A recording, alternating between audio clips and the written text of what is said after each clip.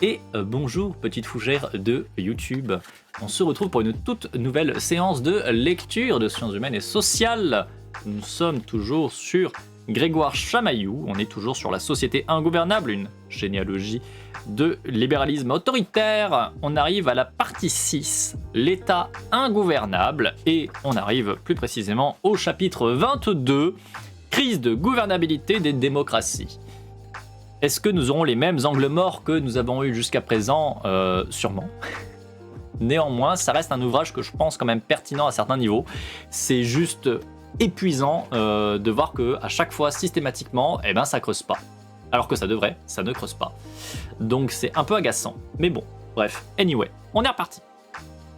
Ces philosophes pensent que l'homme est, de tous les animaux, le plus difficile à gouverner. Citation de Walter Bagehot. L'idée n'est pas nouvelle. Cela fait des années, rapporte-t-on, qu'elle circulait dans les cocktails mondains. Ma chère amie, je vous le dis, ce pays est devenu ingouvernable. Mais ce lieu commun réactionnaire, une série d'intellectuels néoconservateurs se mirent en tête, au milieu des années 70, de l'ériger en théorie. En 1975, la commission trilatérale publia un texte qui fit scandale. La crise de la démocratie, rapport sur la gouvernabilité des démocraties. Samuel Huntington, dont on se souvient aujourd'hui surtout pour son Choc des civilisations, en était l'un des co-auteurs. Historiquement, rappelait-il, les démocraties ont toujours comporté une population marginale, plus ou moins nombreuse, qui ne prenait pas activement part à la politique. La démocratie grecque se fondait sur l'exclusion des esclaves, des étrangers, des femmes. La démocratie censitaire sur l'exclusion des pauvres. La démocratie ségrégationniste sur l'exclusion des noirs. La démocratie patriarcale sur l'exclusion des femmes. Ces mises à l'égard avaient beau être intrinsèquement antidémocratiques, elles n'en avaient pas moins, affirmait-il, permis à la démocratie de fonctionner efficacement.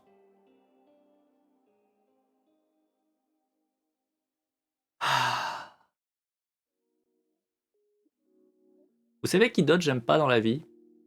Samuel Etienne. Et c'est marrant parce que Samuel Huntington et Samuel Etienne, tous les deux, s'appellent Samuel. Bref. Sinon, plus sérieusement, bordel de merde, le niveau 0, quoi. Genre vraiment la position du privilège tellement forte que... oui, bah écoutez... Oui, il y a des gens qui sont lésés par le système, mais vous avez vu que du coup, le système, il est vachement bien pour moi, donc c'est ok. Genre vraiment frère, quoi. Hein. Je l'aurais bien vu, lui, hein, mis de côté, pas capable de voter, en train de subir un système qui le met en esclavage, etc. Je rappelle que Samuel Etienne m'a bloqué sur Twitter. Écoutez, moi j'ai été bloqué par Zerator. Je crois pas avoir été bloqué par Samuel Etienne. Et de toute façon, vu que j'utilise plus Twitter depuis pas mal de temps, voilà. Ça sera mon retour.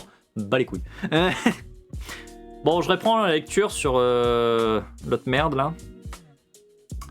Or, voilà que des groupes sociaux marginaux, auparavant passifs ou inorganisés. Pardon, je vais canner.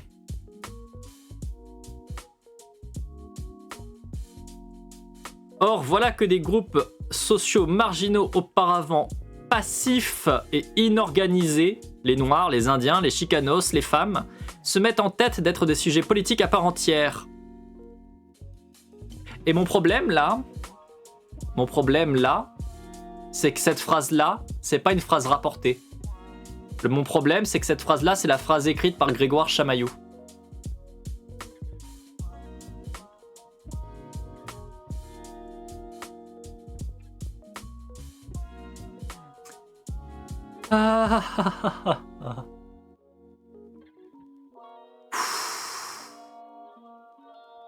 Oh, ça va être compliqué là. Donc évidemment, au cas où vous ne l'avez pas compris, c'est un problème que d'estimer que ces groupes sociaux marginaux étaient passifs ou inorganisés. Quand on parle, par exemple, dans le cas des personnes racisées, le fait de se manger des coups de canon dans la gueule, d'avoir des envahisseurs qui viennent, qui te mettent en esclavage, qui te violent, qui t'exproprient, qui te massacrent. C'est-à-dire que c'est pas une question d'être passif ou inorganisé, c'est la question qu'il y a un rapport de force qui est totalement disproportionné.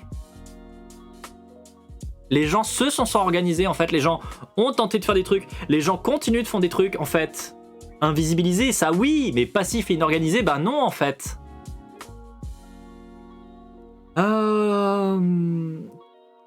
Ah. Je suis calme, je suis détente. Nous allons reprendre la lecture. Dans la famille, à l'université, dans les entreprises, la discipline s'est relâchée.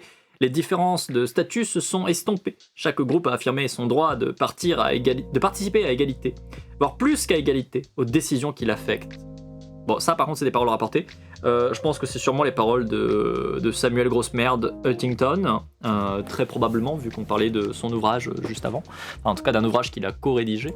Bon, je vais pas spécialement revenir sur les propos d'un connard d'extrême droite. Vous voyez bien qu'il y a évidemment un problème, puisque pour lui, le souci, c'est que les gens veulent être à égalité. Quel problème, franchement. Et puis alors, venir en plus dire que les gens réclament le droit d'être à égalité, voire plus qu'à égalité, aux décisions qui l'affectent, alors même que la population blanche, cis, valide, hétéronormée, c'est celle qui impose, qui est bien plus qu'à égalité par rapport aux autres et qui impose absolument tout, c'est fort de café. C'est très très fort de café. Ça quand même... Disons qu'il faut avoir de l'audace, hein. Faut avoir de l'audace quand même. Bon, je continue. Loin de se féliciter de ce déferlement démocratique, Huntington s'en inquiète, y repérant une source de problème pour la gouvernabilité de la démocratie dans les années 70. Le danger, c'est de surcharger le système politique avec des revendications qui étendent ses fonctions et sapent son autorité. Dans cette pensée réactionnaire, comme l'a montré Jacques Rancière, ce qui provoque la crise de gouvernement démocratique n'est rien d'autre que l'intensité de la vie démocratique. Trop de démocratie, en somme, tue la démocratie. Ah, PTDR, non. C'est parce que c'est pas de la démocratie ce que vous avez avant en fait, hein, toujours. D'ailleurs, c'est peut-être le moment de vous faire ce rappel-là. Si vous croyez, là, maintenant, tout de suite, que vivre dans une république, c'est vivre dans une démocratie, eh ben bravo, non. Vous ne vivez pas dans une démocratie. Vous vivez dans une structuration politique, parce que la République c'est ça, où vous avez des élus, vous avez un système représentatif, vous avez un système dans lequel on n'est pas sur la démocratie, on est sur un pouvoir qui est détenu et maintenu par des personnes privilégiées, qui peuvent utiliser notamment le peuple et le vote du peuple, et encore pas le vote de tout le monde, puisque du coup il y a un certain nombre de personnes qui par exemple ne votent pas, un certain nombre de personnes qui ne votent pas par choix, un certain nombre de personnes qui ne peuvent pas voter, et qui pourtant sont quand même soumis aux lois, etc. Bref, donc vous êtes dans un système qui est beaucoup de choses, mais qui n'est pas démocratique. Hein. De manière très très très évidente, la République n'est pas une démocratie. Alors on est d'accord que c'est pas le pire des régimes fascistes, etc. Oui, c'est vrai. Ça ne change pas que ce n'est pas une démocratie et ça ne change pas que du coup c'est hautement critiquable à bien des niveaux, c'est hautement dégueulasse à bien des niveaux, ça produit d'ailleurs des fonctionnements fascistes à bien des niveaux.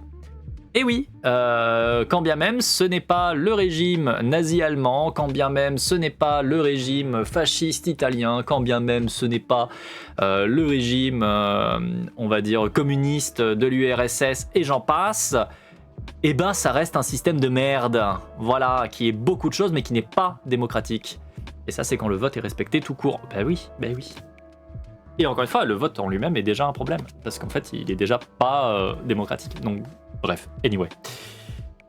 Donc c'est un petit peu rigolo le coup de trop de démocratie en somme tue la démocratie pour défendre un système qui n'est pas démocratique. LOL, PTDR, mais en fait non. Je reprends la lecture. Huntington actualisait un thème classique que la philosophie politique n'a au fond jamais cessé de ressasser depuis les Grecs. La démocratie, ce n'est autre que le régime du débordement permanent. Il s'agissait cependant moins pour lui de faire une critique de la démocratie en général, en tant que forme de gouvernement par essence ingouvernable, que de développer, à partir d'un examen de la situation, des stratégies de sortie de crise.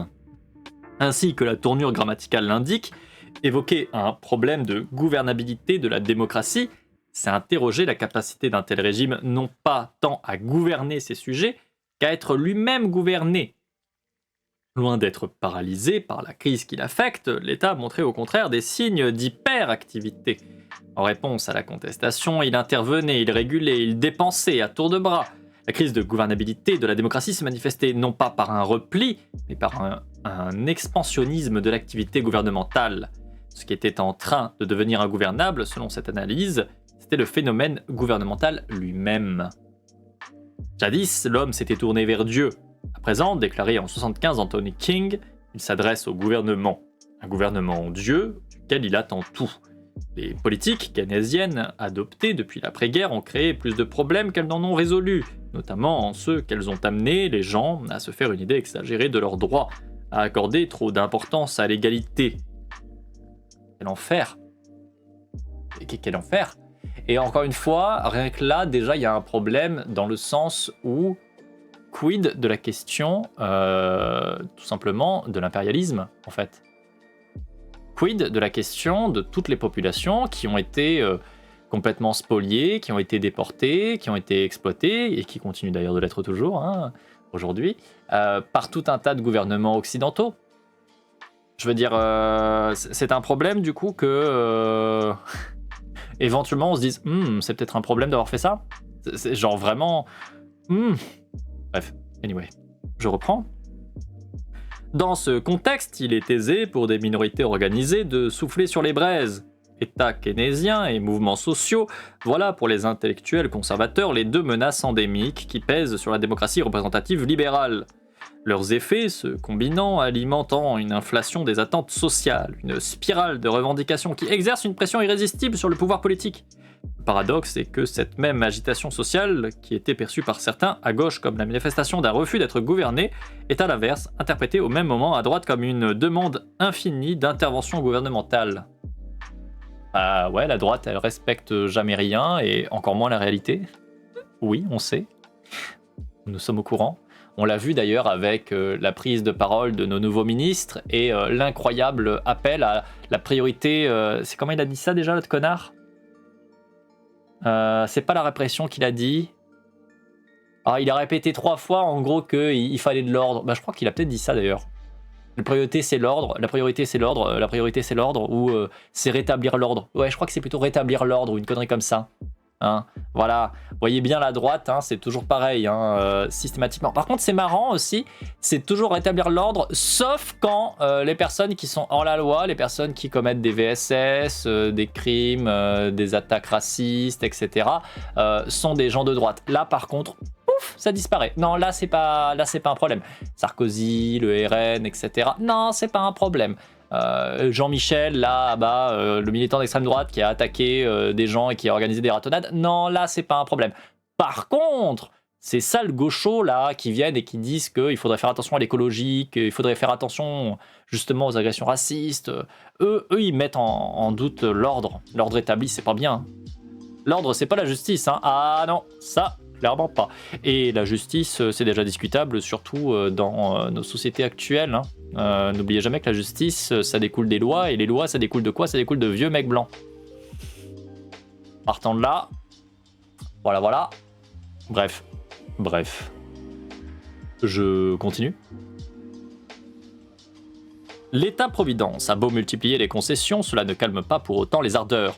Tout se passe au contraire comme si chaque nouvelle largesse ne faisait qu'aiguiser l'appétit d'un démos insatiable. Le fait de généraliser des attentes excessives, écrit Samuel Britten. Non mais vraiment, tous les Samuels sont des trous du cul ou bien? Je crois qu'il y a un lien. Vous vous appelez Samuel, vous êtes de droite. C'est le prénom qu'il a dit. Voilà, désolé. C'est pas moi qui fais les règles. Non mais par contre, blague à part, ça fait plusieurs fois qu'on voit des gens qui s'appellent Samuel et qui sont des gens, on va dire, discutables et conservateurs. C'est quand même un peu rigolo.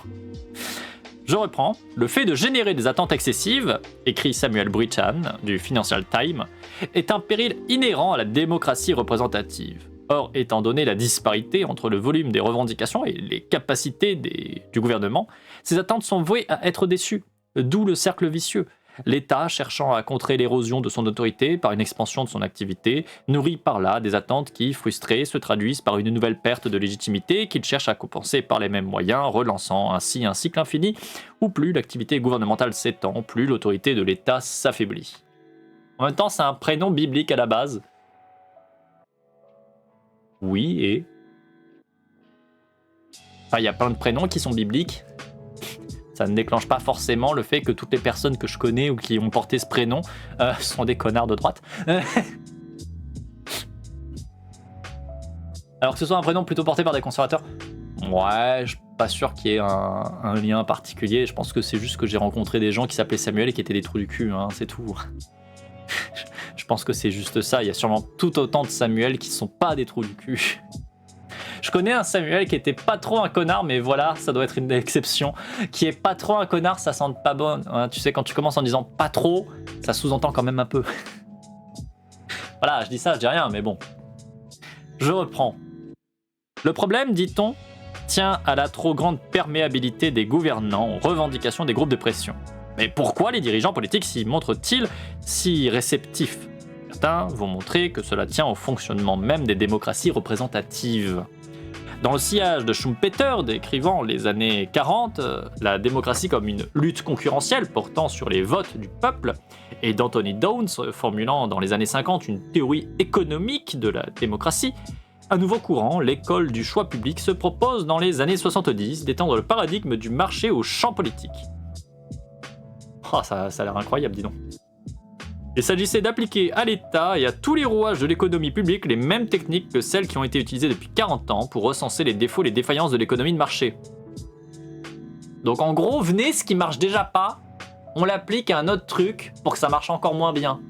C'est incroyable, vraiment, c'est incroyable. Je vous rappellerai toujours systématiquement que le principe même des sciences économiques, c'est de partir du principe que si on contrôlait toutes les variables dans telles conditions, je voudrais que les gens fonctionnent comme ça, donc je dis que les gens doivent fonctionner comme ça. Donc rien que ça, déjà, c'est éclaté au sol. Et ces mecs-là sont en train de se dire, bah écoutez, vu qu'on fait ça depuis 40 ans, et c'est cool, on va faire ça, mais encore plus. Genre vraiment, les mecs se mettent des coups de marteau sur le pied, et ils se disent, bah maintenant on va commencer à se mettre des coups de marteau sur les mains aussi. Bah ouais, pour faire bonne mesure. TKT, ça va marcher, au bout d'un moment je vais réussir à taper le clou. Oh mon dieu, c'est incroyable. Vraiment, c'est incroyable. Je reprends. Alors que les constitutionnalistes avaient jadis conçu l'entreprise comme un gouvernement privé, les théoriciens du choix public analysent désormais à front renversé la démocratie électorale comme une sorte de marché politique. Rien que les maths utilisées en économie sont pas partis. Non mais enfin, y a rien qui va, et les mecs qui sont persuadés qu'ils ont raison et qui savent mieux que toi, alors même que littéralement l'état du monde te montre que non. Genre vraiment, tu peux pas faire plus clair que ça. C'est incroyablement, enfin, éclaté au sol, et pourtant ils y tiennent. Vu sous ce prisme, le candidat à une élection apparaît comme un entrepreneur politique échangeant des promesses contre des voix sur un marché où plusieurs partis se font périodiquement concurrence dans des élections pour le contrôle de l'appareil gouvernemental. Et bien sûr, la façon la plus simple d'engranger des voix est de donner, ou du moins d'avoir l'air de donner, aux électeurs ce qu'ils veulent. Un politicien qui ignore les opinions de ses électeurs est aussi rare qu'un commerçant vendant des bikinis en Antarctique. Et ce qui est marrant, c'est que du coup, là, c'est juste oublier les questions de rapport de force, de tout simplement la thune, du fait d'avoir, je sais pas moi, un Bolloré qui te soutient et qui te met en évidence dans tous ses médias et qui te présente comme, par exemple, un candidat qui va gagner. Alors qu'à contrario, les candidats que t'aimes pas, tu vas les démonter dans tous tes médias pour montrer que c'est des grosses merdes et de toute façon, ils font pas de score. Et puis de toute façon, bah, c'est des grosses merdes, donc allez pas mettre un voix là-dedans, parce que de toute façon, ils font pas de score, c'est des grosses merdes. Toute ressemblance avec la réalité est purement fortuite, bien sûr. Bien sûr. Bien sûr. Beaucoup Bolloré. Ah.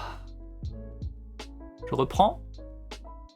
Étant donné que les politiciens peuvent aisément engranger des voix supplémentaires en proposant de nouveaux programmes de dépenses plutôt qu'en se faisant les avocats d'une réduction des dépenses publiques, il est prévisible que dans les démocraties occidentales, les coalitions politiques favorables à l'augmentation des dépenses de l'État seront toujours beaucoup plus efficaces que toutes les coalitions de contribuables qui pourraient tenter de s'opposer à l'augmentation de ces dépenses. Une fois ces programmes mis en œuvre, s'enclenche un effet de cliquet. Aucun gouvernement ne pourra revenir en arrière sans risquer de perdre des voix. Et rien que ça, encore une fois, c'est tellement éclaté, à tellement de niveaux. Genre vraiment, ça me tue. Ça me tue parce qu'on sait très bien qu'il y a des candidats qui ne peuvent pas être candidats en fait. Ils ne peuvent pas être mis en tant que candidats. Parce que le système ne le permet pas en fait. Essayez de voir spawn, là, aujourd'hui, je vais utiliser un terme français peut-être, essayez de voir apparaître aujourd'hui, sur la scène politique française, un candidat viable, crédible, qui est globalement anti-racisme, qui est LGBT, qui est pour les causes féministes, etc., qui est pour les causes handi, etc. Bref, ayez un candidat vraiment pertinent, on va dire à plein de niveaux. Bah vous le verrez pas en fait, vous le verrez jamais arriver. Vous le verrez jamais arriver parce que tout le système va empêcher qu'il arrive. Parce que le seul moyen pour que ce genre de profil puisse arriver, c'est qu'il faut qu'il soit validé par le système. Or, on revient toujours sur la même problématique. Bah en fait, c'est que du coup, pour pouvoir être validé par le système, bah faut pas le remettre en question. Surprise, mais en fait non, pas surprise. Oh, déjà, pour être candidat au présidentiel sans même avoir la moindre chance de le faire, plus de 1%, il faut déjà les 500 signatures d'élus. Oui, oui. Donc, PTDR, hein.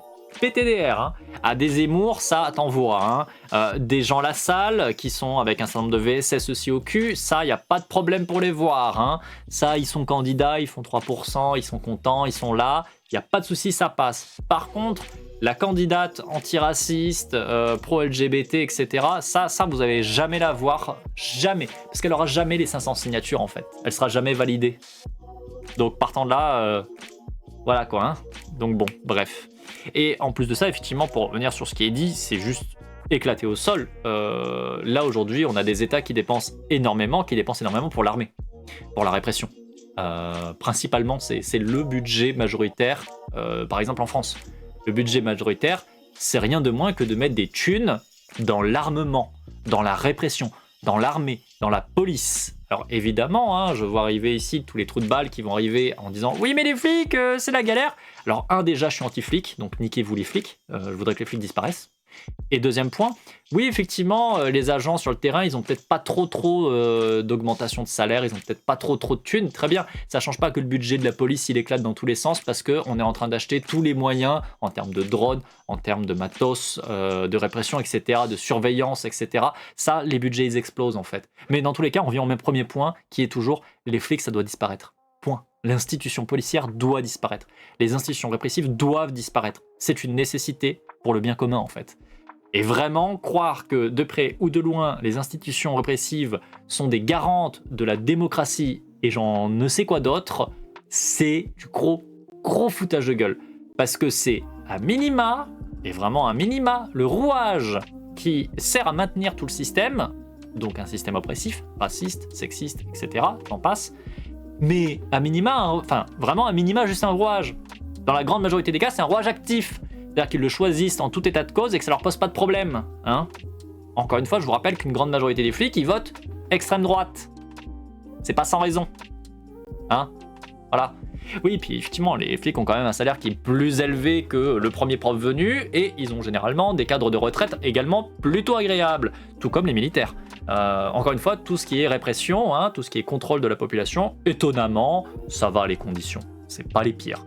Ça ne veut pas dire que c'est bien, encore une fois, parce qu'on est dans des sociétés capitalistes qui ont des gros problèmes, hein, des très gros problèmes dans la manière dont on vit, dont on doit payer absolument tout le temps, et qu'on est en train de crever petit à petit, tout en faisant crever la planète. Ça ne change pas. Et je pense que même des flics, et notamment le premier troufion venu, doit quand même le sentir. Mais effectivement, il va toujours se retrouver avec des situations qui sont bien plus avantageuses que tout un tas d'autres personnes. C'est une évidence. Encore une fois. Et bonjour Abraxas au passage, j'espère que tu vas bien. En tout cas, aussi bien que possible. Et je rappellerai, encore une fois, une troisième fois, de toute manière, quoi qu'on pense des flics, il faut que ça disparaisse. Voilà. Moi, je reviens basiquement là. Hein, je vais pas vous faire une Léoman qui vous dit non, mais quand même, les cras, c'est pas si mal. Ou alors que les flics sont des... comment ils avaient sorti ça des ouvriers de la sécurité ou quelle autre connerie. Non, les flics et tout organe de la répression doit disparaître. Point. C'est une revendication nécessaire, on va dire. Mon projet politique, c'est plus d'organes de répression. Point. Tranquillou, Bilou et toi, on fait aller, en train de faire la lecture de Grégoire Chamaillou et on s'agace parce que c'est pas un mec capable de parler et de poser tout simplement le suprémacisme blanc, donc c'est agaçant. Mais bon, voilà. Pas toujours moins pire que celui qui tient le bâton, pour celui qui tient le bâton que pour celui qui se le prend dans la gueule. Exactement. Bon, je reviens donc sur ça. Ça nous disait qu'en gros, les politiques, ils allaient être obligés à devoir obéir aux pauvres minorités qui réclament des droits et qu'après on pourrait plus rien arrêter et ça serait la fin de la démocratie. C'est de la merde, ça n'a aucun sens. Vraiment la tyrannie par l'égalité, ça c'est incroyablement éclaté au sol, mais c'est toujours le discours de l'extrême droite et de la droite, parce que en fait encore une fois, le fait est que elles sont en situation d'avantage, sont en situation de rapport de force à leur avantage, de suprématie, et la moindre remise en question de ça, pour eux, est vu comme tyrannie, parce qu'en fait, elles vont devoir subir le système au même titre que les autres. Et c'est ça qui est vu comme une tyrannie. Alors même qu'actuellement, elles font subir le système à une très grande majorité de gens, c'est juste qu'elles en sont exonérées du fait même d'être à la tête de ces systèmes-là. Donc vraiment, c'est du gros foutage de gueule. C'est vraiment, mais factuellement faux, mais est-ce qu'on est très surpris par les discours réactionnaires? Non. Non. Je reviens sur la lecture. Ce qu'expliquent les théoriciens du choix public, c'est que l'hypertrophie, à leurs yeux grandissante, de l'État-providence n'est pas un phénomène contingent, mais l'effet normal du fonctionnement du marché électoral. Le problème ne tient donc pas à la faiblesse psychologique de gouvernants trop influençables, mais à la rationalité fondamentale de l'homo gubernatorius. Qu'est-ce que l'homo gubernatorius? Qu'est-ce que c'est que cette chose encore? Bordel de merde. Bref, en régime démocratique. Ironiquement, donc, cette théorie prévoit la défaite probable de son propre camp social et politique sans offrir, du moins dans un premier temps, la moindre porte de sortie. Ouais, enfin, c'est pas le problème pour moi, mais d'accord. C'est-à-dire que la pensée fasciste, il y a plein de trucs qui pour moi sont un problème dans la pensée fasciste, avant d'être mais la pensée fasciste porte elle-même les graines de sa fin. Genre, bravo, gros cerveau, je m'en branle. Mon problème avec les fascistes, c'est qu'ils font activement ce qu'il faut pour détruire d'autres populations. En fait, c'est ça mon problème. Concrètement. Enfin, bref, c'est peut-être moi qui suis trop radical, je sais pas. Mais mon premier problème avec des pensées conservatrices, des pensées fascistes, c'est ça va attaquer des gens. C'est pas c'est un cadre de pensée qui a un défaut parce qu'il se met lui-même en échec. Est-ce que je m'en branle? Bref. Des fois, Chamaillou, c'est un peu difficile, quand même. Il y a quand même des sacrés angles morts. Hein. Oui, parce que tout ça, c'est pas du texte rapporté. Hein. Tout ça, c'est du texte en clair de Chamaillou. Hein. Je reprends. Il faudrait, disait-on, que les hommes politiques éduquent les citoyens à vouloir moins de gouvernement. Mais ils ne le font pas. Pris dans un jeu de surenchère électoraliste, ils préfèrent promettre toujours plus d'état social que de tenir un discours impopulaire. Certains croyaient cependant entrevoir une solution. La contrepartie de cette démagogie n'est-elle pas que les formations politiques, une fois élues, vont forcément décevoir les attentes? En conséquence de quoi, le système dans son ensemble oscillera tout simplement d'un gouvernement impopulaire à un autre. C'était la théorie de l'alternance politique. Aller-retour pendulaire entre deux grands partis jumeaux. Il se peut, conjecturait Rose, que le salut vienne précisément de cette désillusion en série. L'échec successif des différents partis à satisfaire les électeurs peuvent avoir un effet éducatif qui les amène à attendre moins de choses des gouvernements qu'ils sont souvent vus échouer. L'alternance, expérience répétée de la frustration, convertira l'électorat désenchanté à un sain réalisme politique. Mon Dieu, ce que c'est éclaté au sol. Mon Dieu, ce que c'est éclaté au sol. La pensée des conservateurs est incroyablement éclatée au sol. C'est-à-dire que même leur prémisse n'a aucun sens, puisque leur prémisse c'est de toute façon, en politique, toute chose étant égale par ailleurs, tout le monde sera un peu médiocre, donc les gens vont finir par voter à droite, c'est bien. Parce que la droite, c'est rationnel, bien sûr. Alors même qu'on sait déjà de base que ce présupposé est éclaté au sol, puisqu'on est déjà dans des systèmes de suprémacisme blanc particulièrement, avec tout simplement le patriarcat qui vient se rajouter, avec le validisme qui vient se rajouter, etc. Bref, donc en fait on est déjà dans des systèmes où en fait c'est pas n'importe qui apparaît du tout, et qui du coup est incompétent à tous les niveaux. C'est déjà, enfin vraiment,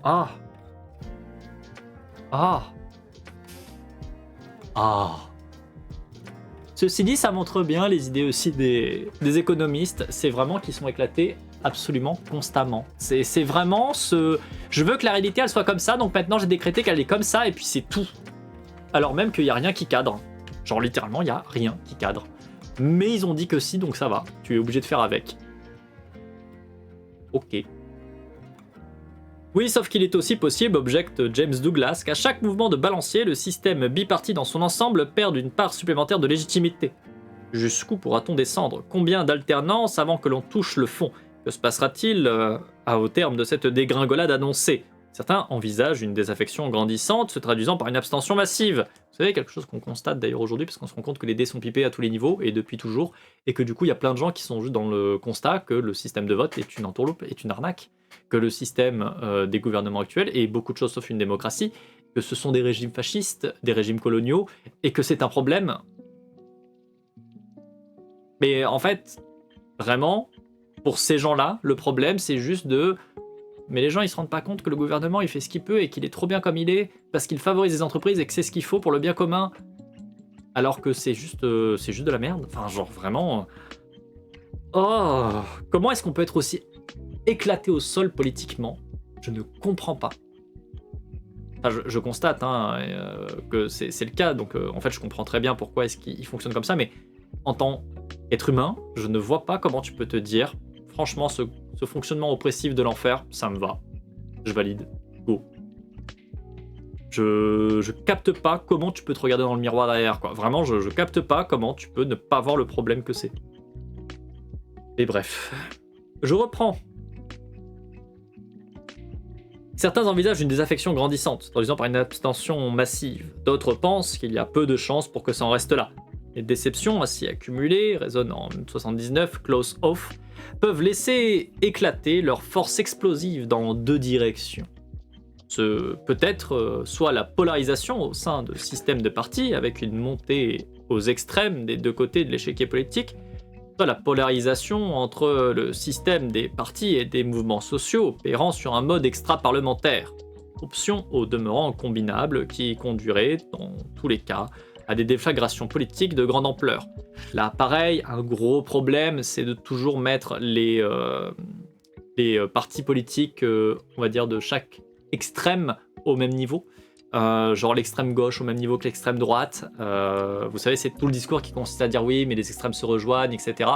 C'est de la merde. Pour reprendre un truc qui s'est dit il n'y a pas si longtemps que ça, maintenant, il y a quelques mois, par une représentante politique de droite, en fait, d'un côté, tu as les militants d'extrême droite qui militent pour pouvoir fracasser des gueules, pour pouvoir éliminer des gens. Et de l'autre côté, vous avez les militants d'extrême gauche qui en fait vont casser des abribus. Voilà. Le truc, il est là, en fait. D'un côté, il y a des gens qui tuent, qui mutilent, qui massacrent. D'autre côté, il y a des gens qui cassent du mobilier. Voilà la différence, en fait. Mais vous avez toujours un discours de la part des économistes, des conservateurs, qui consiste à dire « Non, mais les extrêmes se rejoignent, c'est pareil. C'est kiff-kiff, quoi. Franchement, c'est kiff-kiff. » Oh, fatigue, Il nous fatigue. Je reprends. Un tel cycle, imagine-t-on, pourrait culminer sur une confrontation similaire aux événements de mai 68 à Paris, qui n'ont pas renversé le régime, mais ont indiqué les limites de son autorité, ou alors débouché sur un coup d'État comme celui qui a eu lieu en France une décennie plus tôt.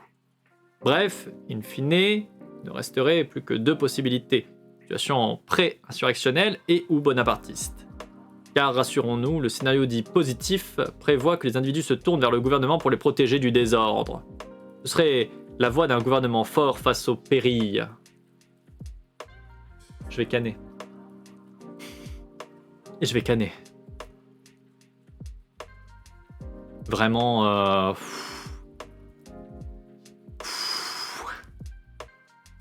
Ah, les gens d'extrême droite. Les gens d'extrême droite. Je continue. Quoi qu'il en soit, s'il est vrai que le problème est structurel, qu'il est inscrit dans la dynamique interne de la démocratie elle-même, alors c'est sûr, on ne pourra pas se contenter de contre-mesures superficielles. Il faudra bien s'attaquer d'une façon ou d'une autre à ce que l'on a identifié comme étant la racine du mal.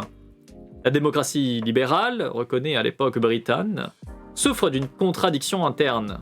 Dans ces années-là, les intellectuels de droite, qui s'activent à la renaissance des théories conservatrices de la crise, se mettent à employer un vocabulaire qui était jusque-là l'apanage du style marxiste. Certains, à gauche, interprétaient ces tentatives pour utiliser des idées néo-marxistes à des fins conservatrices comme le symptôme d'un dénuement théorique, d'une banqueroute idéologique du camp d'en face. Klaus Hoff en faisait une lecture moins optimiste. Le discours de la crise structurelle, indiquait-il, était en train de changer de camp. À la fin des années 60, c'était la gauche qui avait la conviction que ça ne pouvait plus durer. Une décennie plus tard, ce sont ses adversaires qui ont hérité de la combativité que ce sentiment inspire. Élaborer une théorie de la crise constituait pour eux le préalable nécessaire à la formulation raisonnée d'un programme d'action. Un chameau est une bête capable de supporter de lourds fardeaux, mais au-delà d'un certain point, ajouter un seul brin de paille et le chameau se rompra le dos. Le politologue Richard Rose recourait à cette allégorie pour illustrer la notion de surcharge de la demande. Dans le rôle du chameau, l'État. Dans celui de brin de paille ou des bottes de foin, les revendications sociales.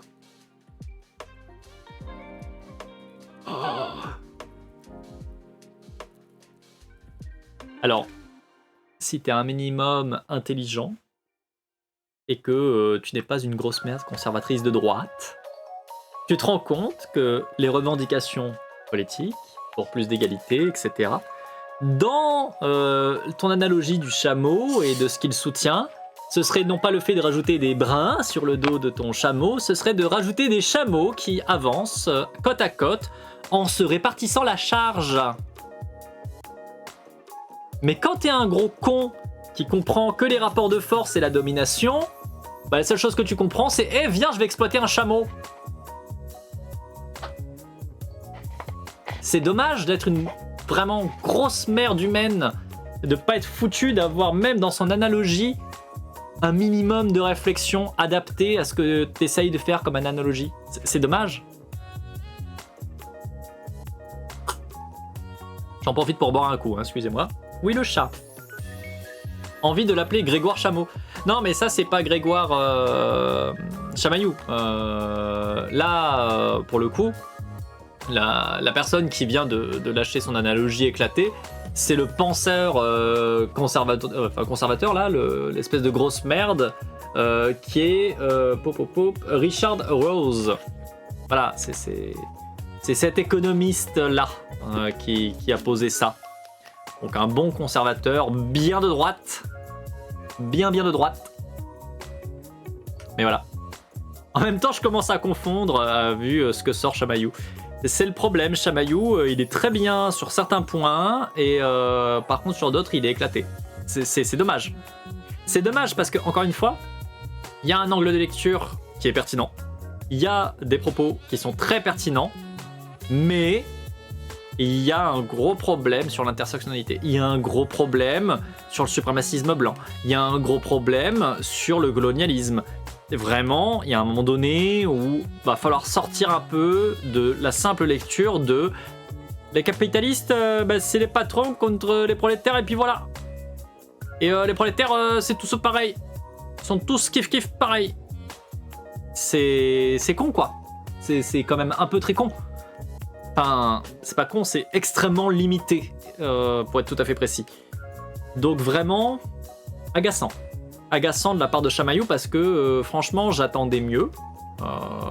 Je trouve qu'on soit d'accord, Chamaillou, sur un certain nombre de points, est vraiment très calé et sort des trucs vraiment très à propos, très pertinents, encore une fois. Parmi les gens qu'on entend parler, qu'on voit passer en interview, etc., de manière un peu récurrente, je trouve qu'il fait partie, on va dire, plutôt des bons sur un certain nombre de points. Par contre, c'est vrai qu'à côté de ça, il y a des énormes biais, mais il faut jamais oublier un truc, c'est que si lui, il fait partie des gens qu'on l'entend, si lui, il fait partie des gens qui sont mis en avant en fait par le système journalistique, par le système médiatique, etc., c'est que de manière un peu plus poussée, il remet pas beaucoup en question les fameux systèmes en question. En fait, il peut pas. Sinon, encore une fois, il ne serait pas particulièrement reçu et pas de manière large. Les autoristes qui viennent vraiment retravailler et vraiment creuser les questions et remettre en question en fait le système dans lequel on évolue, ils sont pas mis en avant en fait. Ils peuvent pas être mis en avant par le système puisque leur intervention va consister à taper dessus. Voilà. C'est aussi parce qu'ils ne remettent pas tout en question. Exactement. Donc, autant, voilà, ça fait partie des gens qu'on entend régulièrement Et je trouve parmi les meilleurs de ceux qu'on entend régulièrement, mais prenez en compte que puisqu'on l'entend régulièrement, c'est que c'est pas le meilleur, loin de là. C'est ça le truc qu'il faut jamais oublier. Jamais. Je reprends. Les doléances convergent de toutes parts sur l'État. Analysez le même Daniel Bell en 1974, poussant à l'augmentation de la dépense, entraînant une surcharge budgétaire qui occasionne une crise des finances publiques. L'intellectuel néoconservateur empruntait cette thèse à un jeune économiste marxiste, James O'Connor, qui venait de publier un gros livre sur la crise financière de l'État. Bah voilà, à chaque fois je me fais pré-shot. Oui. En effet. Je suis désolé, Techno. J'ai le pouvoir de la streamereuse. Aussi, je réponds avant même que vous ayez la capacité, vous, de l'écrire. Incroyable. Tristesse et déception. Infamie, je triche. L'idée maîtresse de cet ouvrage, a-t-il plus tard confié, lui était venue un matin en ouvrant le journal et en se faisant la réflexion que toutes ces informations relatées en première page, sous leurs apparences hétérogénéité, participaient en réalité d'un même logique, une lutte pour l'aide sociale, une grève pour des enseignants, une nouvelle subvention de l'État aux entreprises, un conflit au sujet des impôts. C'est à ce moment-là que je me suis rendu compte que la lutte des classes s'était en partie déplacée sur l'État et son budget. Qui contribue aux recettes fiscales? À quelle hauteur? À quoi serait affectée la dépense publique? Ces questions mettant aux prises des intérêts sociaux divergents, la lutte des classes se prolonge par une lutte des taxes. Le nouveau champ de la lutte des classes, opinait Bell, est le conflit fiscal. Tout en reprenant à leur compte la thèse centrale de O'Connor, les néoconservateurs oblitéraient cependant tout un pan de son raisonnement pour le réduire à une explication simpliste, monofactorielle de la crise budgétaire. De sorte que, si l'on s'accordait de la part et d'autre pour admettre l'existence d'une crise des finances publiques, les explications divergeaient. Pour les néoconservateurs, cela se tenait surtout au tard de la démocratie-providence. L'analyse des néo-marxistes était un peu plus complexe. Le problème, montrait-il, est que l'État capitaliste doit remplir deux missions, fondamentales et contradictoires. Une fonction d'accumulation, aider les industriels privés à accumuler davantage de capital, et une fonction de légitimation, assurer une loyauté de masse envers le système.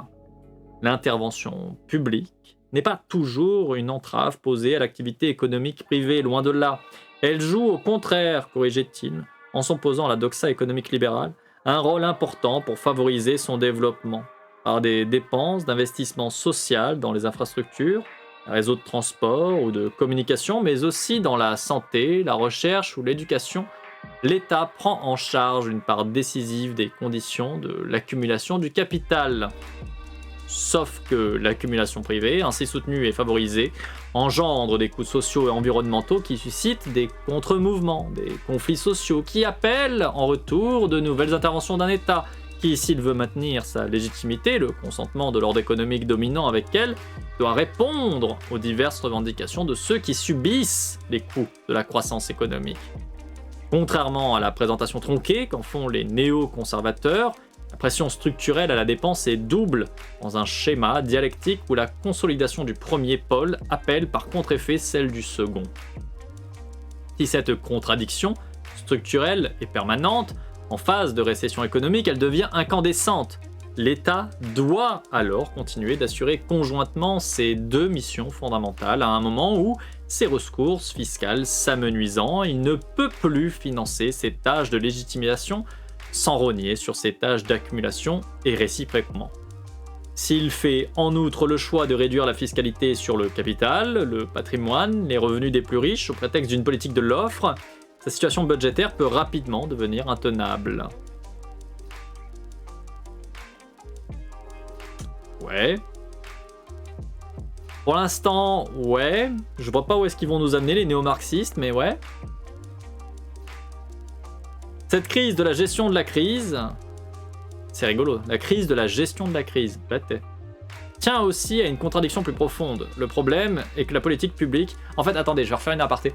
En fait, mon problème, c'est que l'analyse des néo-marxistes, elle est en train de poser... il y a une contradiction fondamentale, parce que d'un côté, faut maintenir le système capitaliste, mais de l'autre côté, il faut quand même que les gens ne grèvent pas des oppressions, et donc du coup investir dedans. Et que les deux sont pas possibles, parce que quand tu fais l'une, tu lèses la seconde, donc forcément, tu peux pas faire les deux en même temps. Pourtant, tu es tenu de faire les deux en même temps. Ok, très bien. Sauf que Mon problème, c'est que j'ai l'impression qu'il n'y a pas la remise en question du fait que la première est hautement discutable et délétère.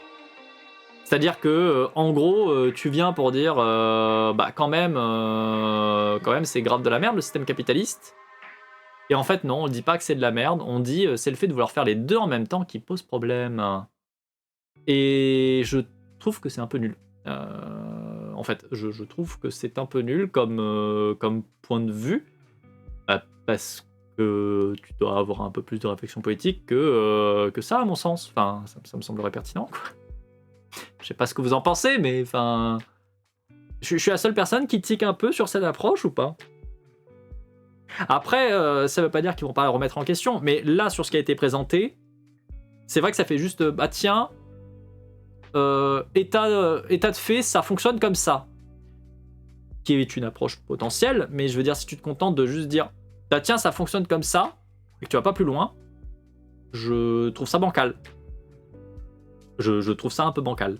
Mais bon, après là, c'est peut-être parce que je suis plus sur le côté militant que sur le côté vulga, mais bon. Je tique aussi, mais je dois me préparer à bouger très vite. Ah, et bah bon courage pour le bougeage très vite, du coup. Merci d'avoir été là, en tout cas jusqu'à présent. Ouais, je reprends la lecture. Mais cette crise de la gestion de la crise tient aussi à une contradiction plus profonde. Le problème est que la politique publique, alors même qu'elle doit s'occuper de régler les conséquences dysfonctionnelles de la production privée, n'est pas supposée empiéter sur la primauté de la production privée.